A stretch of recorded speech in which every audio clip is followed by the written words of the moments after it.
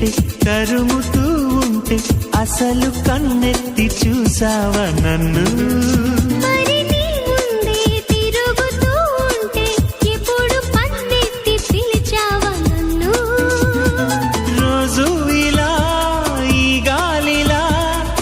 చెవిని తాకేది నేనేగా